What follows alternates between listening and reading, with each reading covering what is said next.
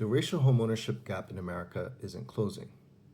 Despite the dismantling of many discriminatory lending and underwriting practices over the course of several decades, the gap between white and black homeownership shrunk only modestly between the 1960s and the 1990s, and it stands higher today than it did 30 years ago. In 1994, the white homeownership rate was 70%, while the black homeownership rate was 42.3%, a 27.7 percentage point gap. The gap fell during the second half of the 90s, and by 2001, it reached an all-time low of 26.6 percentage points, before resurging again during the early 2000s. After the Great Financial Crisis, homeownership rates fell across all racial groups, but the effect was particularly strong for black households. By 2018, the white-black homeownership rate gap had widened to 33.2 percentage points.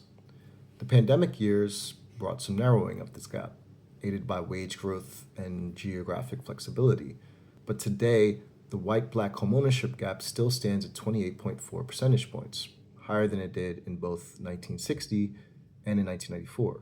This is not a short-term market fluctuation. It's a structural feature of America's housing system. And since homeownership remains the primary vehicle for wealth accumulation in the U.S., the persistence of this gap reinforces multi-generational inequalities. We break down these data and the implications for housing markets and economic mobility in our latest Racial Inequities in U.S. Housing report. We invite you to engage with these findings and share them around, available at the link below.